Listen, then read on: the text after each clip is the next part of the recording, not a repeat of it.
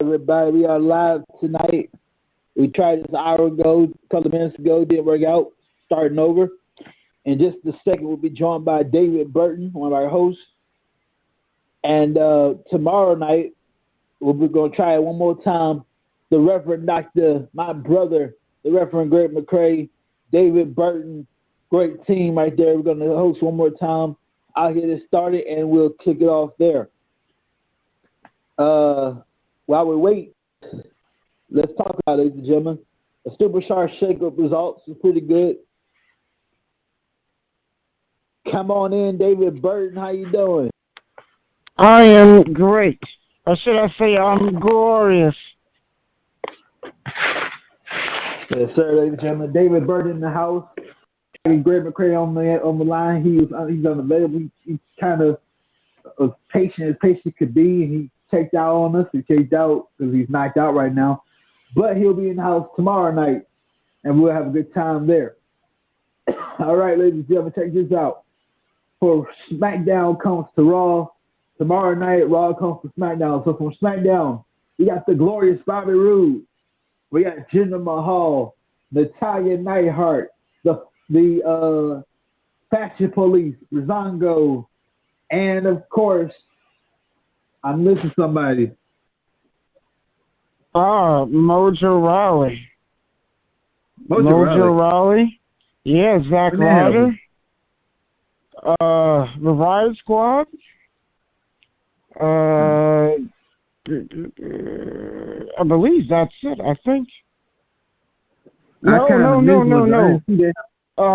Dolph Ziggler and Baron Corbin. I probably missed Raw some because I didn't see Mojo Rawley. Is that right on Raw? Yes, they are officially on Raw. Drew McIntyre, who was called up from NXT, who's now on Raw. Then again, some of these shakeups were this morning, sometime after this morning. So if you didn't see, I watched Raw the whole show. I didn't see Mojo Rawley. I didn't see Zack Ryder. But then again, it probably took place this morning. The draft results. Nevertheless. Right. I do know Dolph and man, it's gonna be awesome. Drew McIntyre, they came on. You can check out the Rumble in Jeddah. That's right, ladies and gentlemen. Dave, you still there? Yep, I'm here. Oh, not again. I'm interested to see how that match is going to turn out. David, hang on a minute, brother. No problemo. All right, we'll get you back here. Let's get you back. I thought I'd use my cheat sheet, ladies and gentlemen, but I couldn't, so I guess I'll have to wing it. I thought I could click over and use my cheat sheet, but it's not happening here. I think we're not even live right now. Let's get back connected. Cool.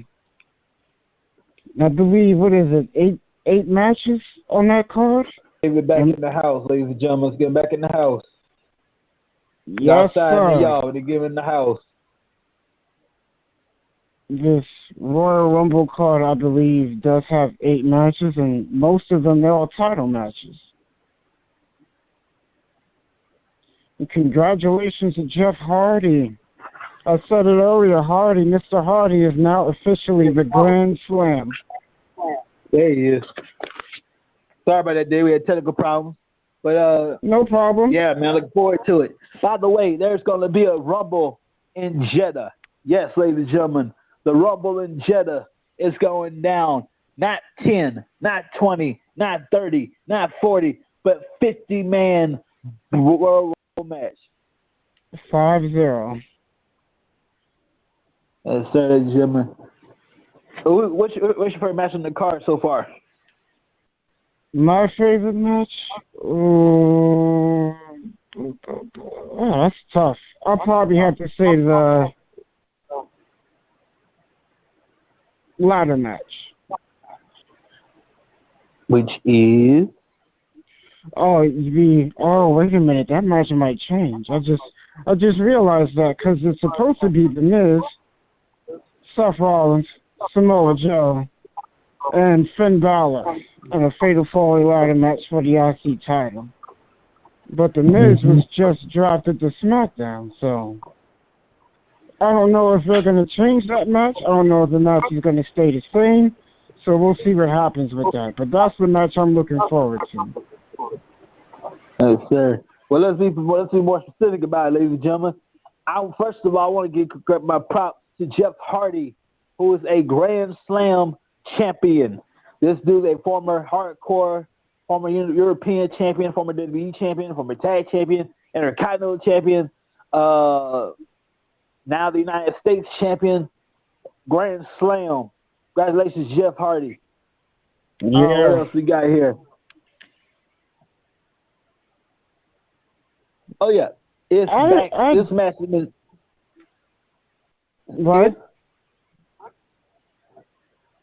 This match has been switched from so many times. It's official at Jeddah. The greatest Royal Rumble. It will be The Undertaker versus Rusev in a casket match.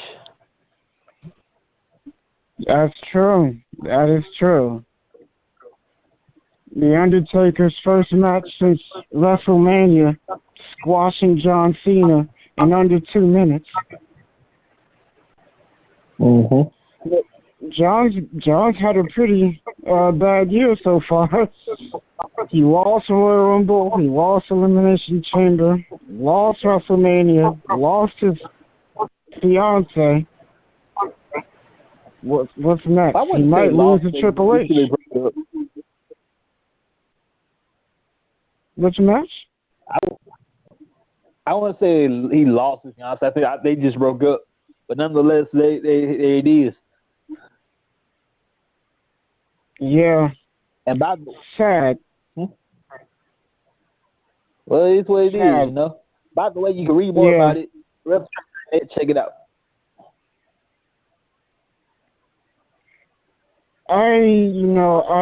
Everybody's talking about this. I don't know. Maybe I think John's not ready for marriage again. To be honest, I don't even think he wants to have a kid in general. Well, I'll tell you this. The last time that John Cena was married, he let a dog entertainer break it up. So I think he should just keep it to himself this time. Yeah. I concur with that. I definitely concur with that. I'm not gonna sugarcoat nothing, ladies and gentlemen. We all know her name. I'm not gonna say her name. We all know her name, by the way, because don't tell me you don't watch. Come on now. Don't tell me you don't clap now and then. Come on, somebody. We all know her name, her fine, sexy self. I'm just leaving it at that. But you know what I'm talking about. Yeah. Absolutely. And what about the news of Mr. Alberto El Patron being fired from Impact Wrestling? Yes, sir. That was a while ago. He is releasing his contract. Yeah. A free agent. Yes, and there's rumors going around that he had 2 conversations with Mr. McMahon already. So we might see another Del Rio come back in the future. Who knows? Maybe Greatest Rumble. Surprise entrant in the match. For the record, ladies and gentlemen, this is not to be confused with the Royal Rumble. The Royal Rumble is still happening in the United States next January. This is just a little something for the city of Jeddah. It's a little something special.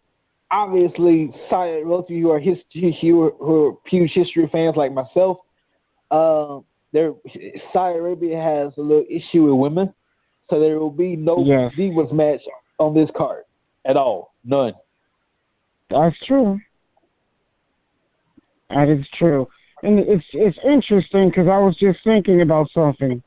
The Royal Rumble match has had 20 people. They've had 30. They've had 40. And now we got 50. Maybe. 40. Yeah, remember in 2011? That was, wait a minute. Yeah. Okay. Okay. There it is. All right. Gotcha. Yeah, that was the one Del Rio one. Yes, it is.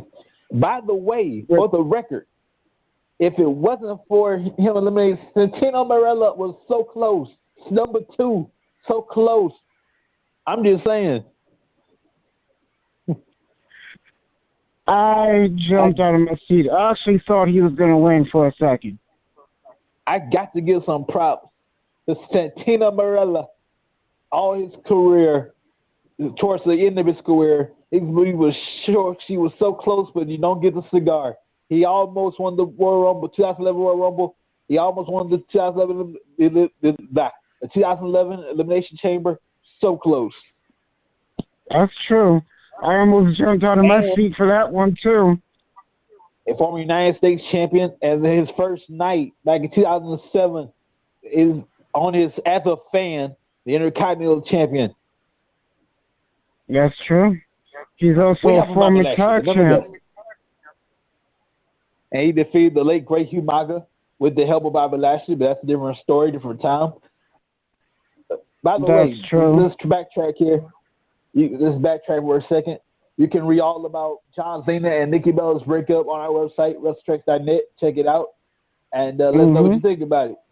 Question, ladies and gentlemen. We only got about, let's see here. We only got about 32 minutes. I want to ask you a question, ladies and gentlemen. Is Nikki Bella a gold digger? Yes or no? Is Nikki Bella a gold digger? Let us know. Tweet us at Wrestling Tracks. What is your opinion? Is Nikki Bella a gold digger? We're all over the place on social media at Wrestling Tracks. Is Nikki Bella a gold digger? Ooh, that's a tough one. I mean, I don't know. John Cena was, if she would have stuck with John Cena, and John Cena was broke everywhere. I mean, he was broke all over the place. Ain't got no savings. Ain't got no cash in his checking account. He can't do movies no more. He can't wrestle no more. Will she stick with her man? As the old country song goes, will she stand by her man? Or will she hit the door and don't come back no more? That's a good question. She'll probably leave, in my opinion. And obviously she does that. She does have a past. Yes, sir. Remember, she dated Dolph before she was with Cena. Right? Obviously, there you go. Trying to get out here. Obviously, she hit the road, Jack, and ain't come back no more. She's gone. Yeah. Yeah. It could be. I think she may be a gold digger. I mean, she does have a past. I remember, and here's a little story. I was watching 2 different shoot interviews, one from Tony Atlas and one from Teddy Long, and they both said that her and her sister Bree were, I think they were in Corpus Christi, Texas, and they were doing something. And they were in a hot tub completely naked. And that they like peeing on people. That's what I heard. Oh, wait a minute. Hold on now. I was enjoying that till you mentioned that part. Dang it. Oh, for those of you listening, if you don't really get a chance to listen to shoot interviews, I suggest you watch it because it's so much better than the WWE stuff. You get to hear people talk about things, and they get to say whatever they want because they're not working for any companies. So if you want to hear the best stories, check out shoot interviews. There's a bunch of them up on YouTube. Sometime, I don't know when, but we're gonna do a little giveaway, a little game thing here. Now, all you gotta do, I don't know when we're gonna do this. I'm gonna give you the rules right now. All you gotta do, name 5 old school WWE, former WWE champions who are still alive. They have to be alive. Like 5 Hall of Famers who've held championship, like the WWE championship. They have to be a Hall of Famer. They have to be still living. They have to be retired. And if you get all of them right, you can get 5 minutes. Well, I'll give you an hour. You can get an hour on our WWE Network access thing. We'll give you the password. You get 1 hour free. We won't charge you down because I'm paying the bills. So you can get free 1 hour access to our WWE Network. All you gotta do is name 5 Hall of Fame former WWE champions. Real simple. 5 former champions. They have to be Hall of Famers. They have to be living, and they have to be old. I like that. That's a brilliant idea. I'm going to have to throw this in for free. One of those Hall of Famers cannot be a certain brother. I'm replace that guy. So let's do this in June. We're gonna do this in June. Name 5 Hall of Famers who held the title. They have to be Hall of Famers still alive today. There you go. That's gonna be in June. If you win, you get 1 hour access to our WWE Network. I like that. That's a brilliant idea. That's brilliant. I like that. And it's crazy because off the top of my head, I can think of 5 guys, but that's for the listeners. And obviously, I hate to be that kind of guy, but obviously we got to be fair here. So I really hate to do this, but family of wrestling track staff cannot participate. I'm sorry. Wrestling track staff already has the doggone password, so we can't participate either. So family members and staff cannot participate. We got to be fair. Hate to be that kind of guy. That's true.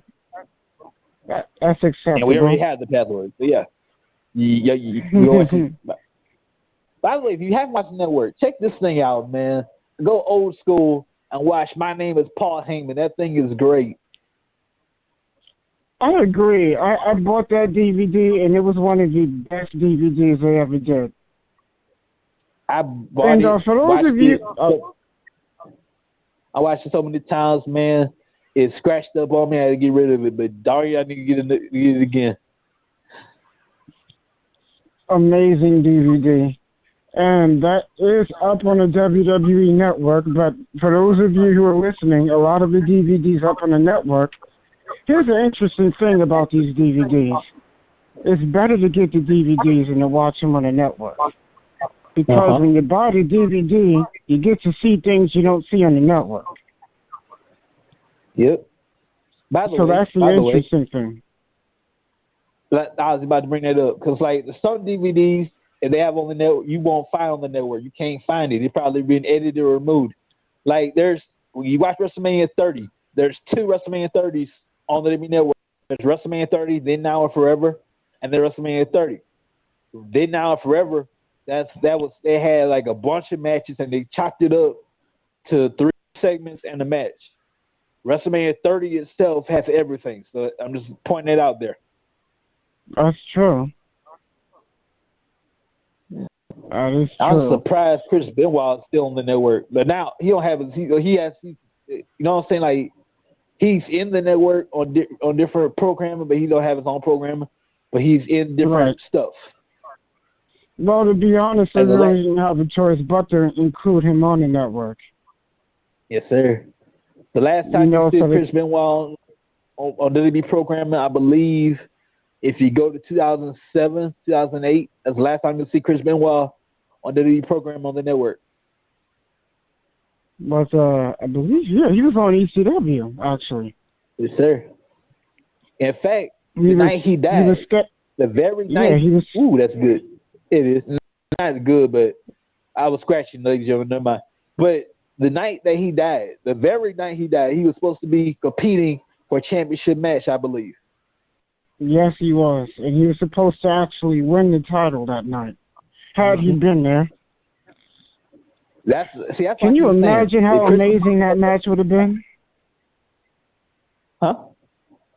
Can you imagine how amazing that match would have been, him and Punk? Man, it would have been awesome. I keep saying this. I'm going to continue to say it because it was true, and I hate to be that kind of guy. But Chris Benoit was at the arena rather than at his house. He'd be alive right now. Probably a Hall of Famer. Yeah. It's a damn shame, too. But unfortunately, that fateful incident took place, and there you go. Chris Benoit is the most. No, this is my show. I don't mention Chris Benoit, but I'm going to mention Chris Benoit. You got probably suck it. This guy right here is the most outlawed person in probably sports itself. Okay, hell, he's probably outlawed more than OJ. Okay, and I was a massive Chris Benoit fan. Massive fan. Yes, sir, ladies and gentlemen. This dude is dead. Still has heat in this business. That is insane. That's true. I still watch his matches to this day.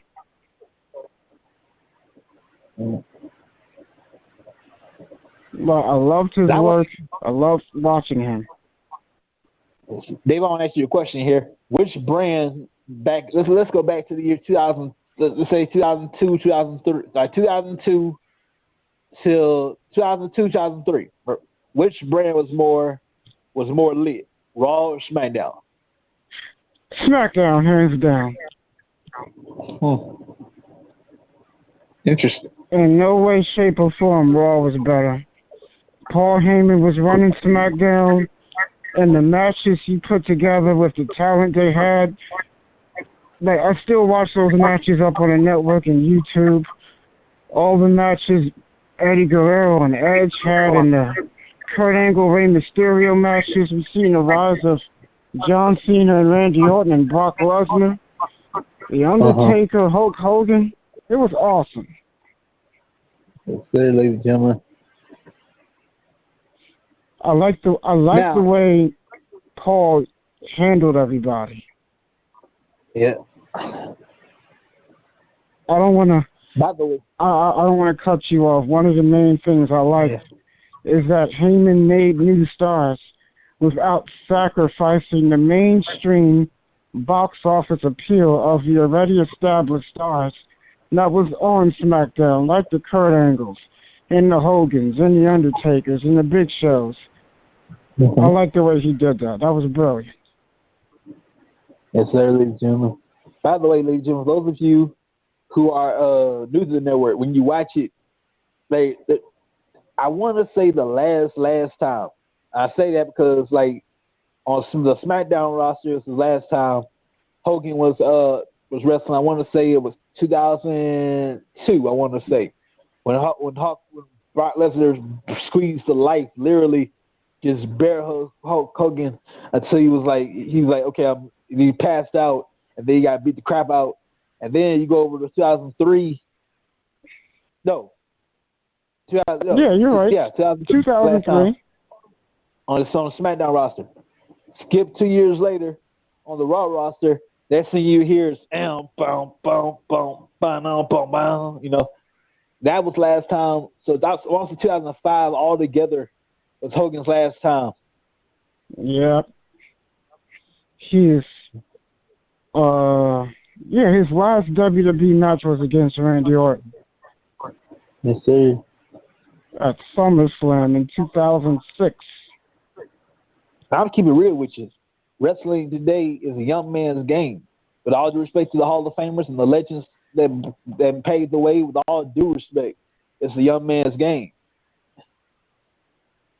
I totally agree. You're absolutely right about that. Like, for example, and I have to, you're right. And I hate to say this because I'm a SmackDown guy through and through, but right now I have to say Raw is a little bit better than SmackDown, because when the draft first came back, SmackDown was actually better than Raw, but as of right now, Raw is doing better than SmackDown. Yes, sir. Well, there's still tomorrow, but by the way, ladies and gentlemen, I'm going to back this up here. So, not back in the day, I don't know where I'm going with this, but bear with me for a minute. So, when I say that it's young man's game, here's what I mean. I had this in mind when I was saying that. I don't know where the hell I'm going with this. So, I'm saying that, okay, perfect example. These old school wrestlers, right? They wanted to prove I still got it. I still got it in me. I don't know. I don't know any wrestler. There you go, right there. Okay, there it is, right there. So most wrestlers start in their 20s, 19s, something like that, right? So, like Diamond Dallas Page, he got started. He was 40. What wrestler you know in their middle age years start wrestling? Normally, they start you off when you're young. They use you while you're young. They use you all while you're young. Get a little older. Sure. Okay, let's go out with Yeller style. Let's go in the backyard and finish this thing. Because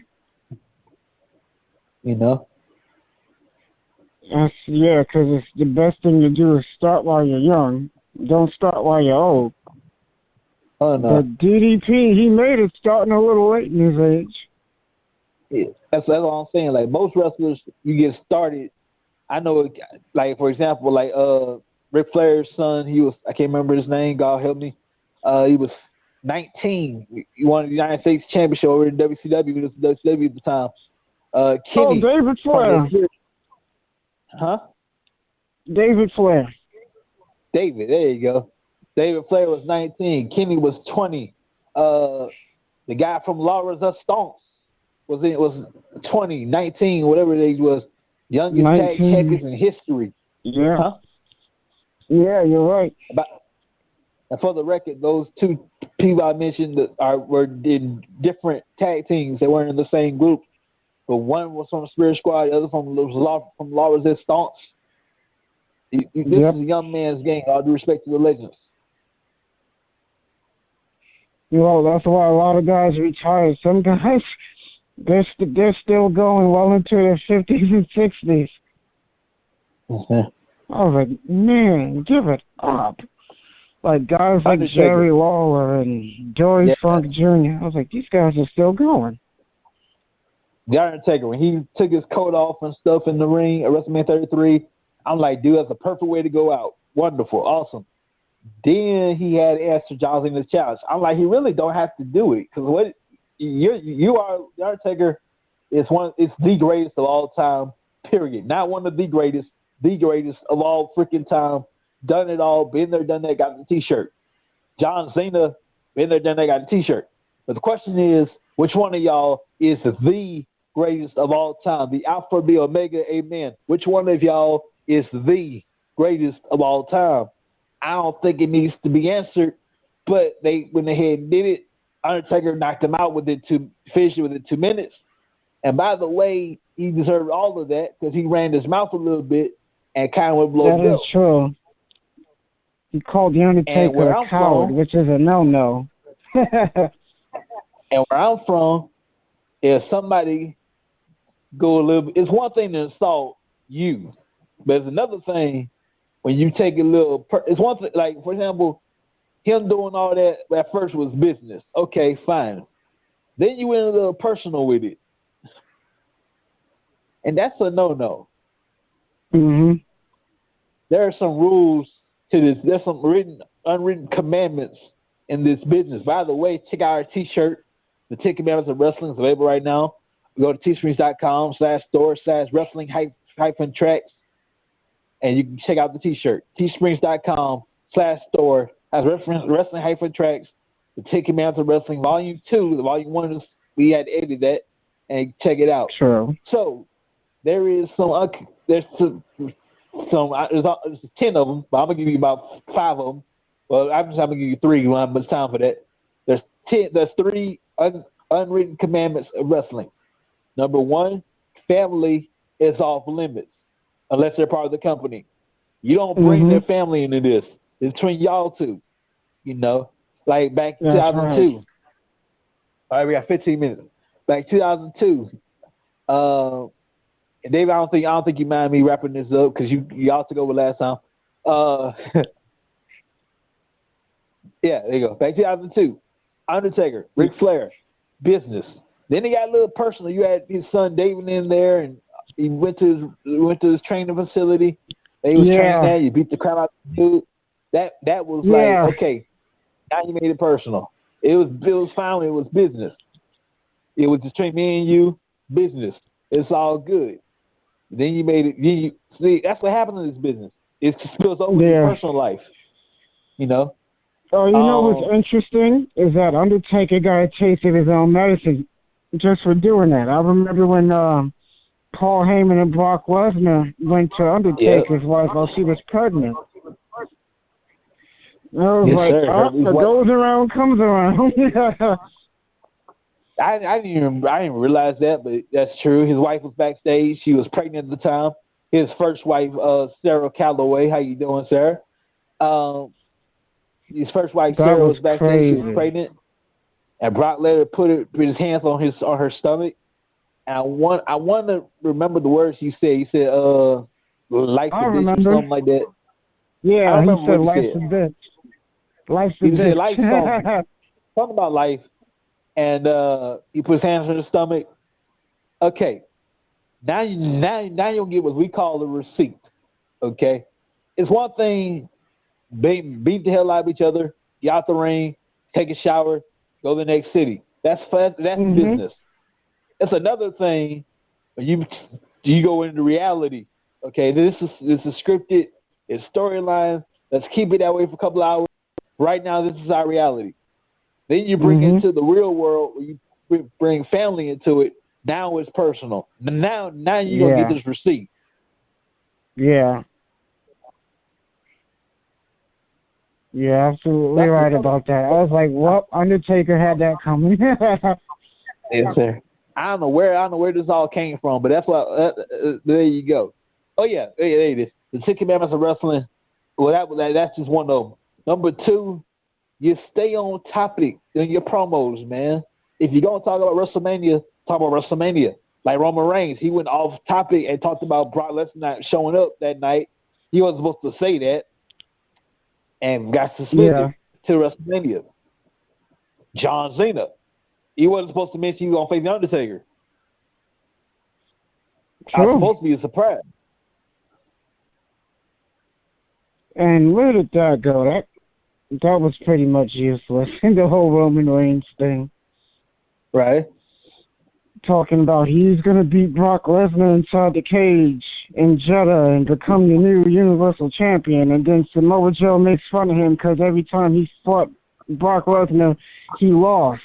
And then I'm thinking to myself, like, this promo doesn't make sense because you lost to Brock too. Right. So that promo just, it was cool for a little while, but then later on it kind of got corny and it didn't make sense. I mean, I get you had one match and Reigns has had multiple matches with him, but at the end of the day, y'all both lost. Yeah. By the way, ladies and gentlemen, I'm going to bring this up. The greatest promo ever, Paul Heyman. It was 2001, the night, 3 nights before Survivor Series. This was SmackDown, was back on Thursday night. And Paul Heyman did a promo, and he mentioned the XFL, and Vince McMahon came on out and had enough of it. By the way, the XFL will be back in action in 2019. Be on the lookout. True. Paul Heyman told the truth in that promo a little bit, though. Yeah, he did, He turned that promo into a shoot. Well, all my old school fans, all you old school fans, we love you very dearly. But for the love of God, I'm really tired of explaining myself. I'm going to start explaining this thing here. We got about 10 minutes left. We're going to end it like this. I'm really tired of explaining to all my old school fans why it's no longer WWF, okay? Here's what you got to do. If you really want to know why, if you're really interested, YouTube.com. Type in why WWF and WWE, something like that. And Vince McMahon himself in the interview explains it all. Okay, there you go. That's my last time explaining that. Ladies and gentlemen, thanks for joining us tonight, everybody. I ask that question. Yes, indeed. We're going to wrap this up. We got about 10 minutes left. Thanks for joining us tonight, everybody. This ain't over. It ain't over. You thought it was over? It ain't over. We'll be here tomorrow night live. I hope David's going to be on us. It'll be awesome. I'll be there. I'll get it started, and David and Greg will take over like last week. That was pretty cool. And we'll see you next time, everybody. Thanks for putting up with all this rambling, all this technical difficulties. We appreciate all of you guys so much. Check out our store, Wrestling Tracks, teesprings.com/wrestling-tracks, teesprings.com/store/wrestling-tracks. Our website, 24 hours a day, 7 days a week, wrestlingtracks.net for all your juicy goods. David Burton in the house. Lee Houston, we got to get out of here. Good night, everybody from Texas. Peace.